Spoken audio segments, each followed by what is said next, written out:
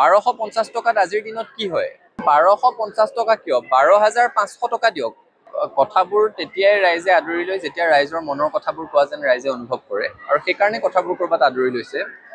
হিতাধিকাৰীৰ কথাটোৱে অসমৰ মানুহক মন জোকাৰি আছিলে, সকলোৱে সেই কথাটো অনুভৱ কৰে, কিন্তু কোনেও ক'বলৈ সাহস নকৰে কাৰণ হিতাধিকাৰীৰ কথা ক'লে চৰকাৰে এটা সস্তীয়া ৰাজনীতি কৰে। আপুনি যদি 1250 টকা মাহে কাম নকৰাকৈ দিয়াৰ কথাটো উলিয়াই, তেতিয়া তেওঁলোকে লগে লগে ৰাজনৈতিক খেল এপাত আপোনালৈ মাৰি পঠিয়াই যে অসমীয়া মহিলাই পইচা পোৱাত বেয়া পাইছে নেকি বুলি। আমি কেতিয়াও বেয়া নাপাওঁ। 1250 টকাত আজিৰ দিনত কি হয়?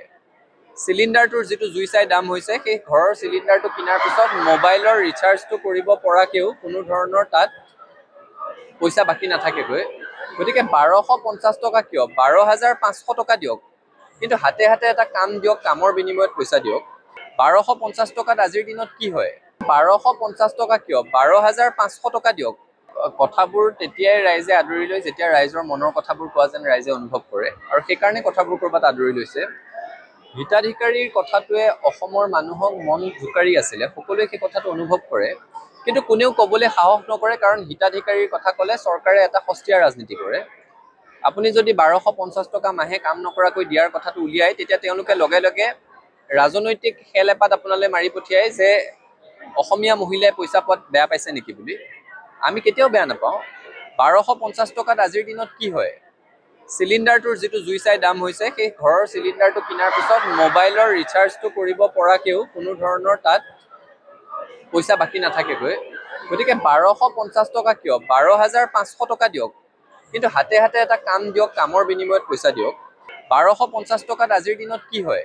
1250 টকা কিয়? 12,500 টকা দিয়ক। কথাবোৰ তেতিয়াই ৰাইজে আদৰি লয় যেতিয়া ৰাইজৰ মনৰ কথাবোৰ কোৱা যেন ৰাইজে অনুভৱ কৰে আৰু সেইকাৰণে কথাবোৰ ক'ৰবাত আদৰি লৈছে। হিতাধিকাৰীৰ কথাটোৱে অসমৰ মানুহক মন জোকাৰি আছিলে, সকলোৱে সেই কথাটো অনুভৱ কৰে, কিন্তু কোনেও ক'বলৈ সাহস নকৰে কাৰণ হিতাধিকাৰীৰ কথা ক'লে চৰকাৰে এটা সস্তীয়া ৰাজনীতি কৰে। আপুনি যদি 1250 টকা মাহে কাম নকৰাকৈ দিয়াৰ কথাটো উলিয়াই, তেতিয়া তেওঁলোকে লগে লগে ৰাজনৈতিক খেল এপাত আপোনালৈ মাৰি পঠিয়াই যে অসমীয়া মহিলাই পইচা পোৱাত বেয়া পাইছে নেকি বুলি। আমি কেতিয়াও বেয়া নাপাওঁ। 1250 টকাত আজিৰ দিনত কি হয়? চিলিণ্ডাৰটোৰ যিটো জুই চাই দাম হৈছে, সেই ঘৰৰ চিলিণ্ডাৰটো কিনাৰ পিছত মোবাইলৰ ৰিচাৰ্জটো কৰিব পৰাকেও কোনো ধৰণৰ তাত পইচা বাকী নাথাকেগৈ। গতিকে 1250 টকা কিয়? 12,500 টকা দিয়ক, কিন্তু হাতে হাতে এটা কাম দিয়ক, কামৰ বিনিময়ত পইচা দিয়ক। 1250 টকাত আজিৰ দিনত কি হয়? 1250 টকা কিয়? 12,500 টকা দিয়ক। কথাবোৰ তেতিয়াই ৰাইজে আদৰি লয় যেতিয়া ৰাইজৰ মনৰ কথাবোৰ কোৱা যেন ৰাইজে অনুভৱ কৰে আৰু সেইকাৰণে কথাবোৰ ক'ৰবাত আদৰি লৈছে। হিতাধিকাৰীৰ কথাটোৱে অসমৰ মানুহক মন জোকাৰি আছিলে, সকলোৱে সেই কথাটো অনুভৱ কৰে, কিন্তু কোনেও ক'বলৈ সাহস নকৰে কাৰণ হিতাধিকাৰীৰ কথা ক'লে চৰকাৰে এটা সস্তীয়া ৰাজনীতি কৰে। আপুনি যদি 1250 টকা মাহে কাম নকৰাকৈ দিয়াৰ কথাটো উলিয়াই, তেতিয়া তেওঁলোকে লগে লগে ৰাজনৈতিক খেল এপাত আপোনালৈ মাৰি পঠিয়াই যে অসমীয়া মহিলাই পইচা পোৱাত বেয়া পাইছে নেকি বুলি। আমি কেতিয়াও বেয়া নাপাওঁ।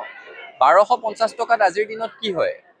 চিলিণ্ডাৰটোৰ যিটো জুই চাই দাম হৈছে, সেই ঘৰৰ চিলিণ্ডাৰটো কিনাৰ পিছত মোবাইলৰ ৰিচাৰ্জটো কৰিব পৰাকেও কোনো ধৰণৰ তাত পইচা বাকী নাথাকেগৈ। গতিকে 1250 টকা কিয়? 12,500 টকা দিয়ক, কিন্তু হাতে হাতে এটা কাম দিয়ক, কামৰ বিনিময়ত পইচা দিয়ক।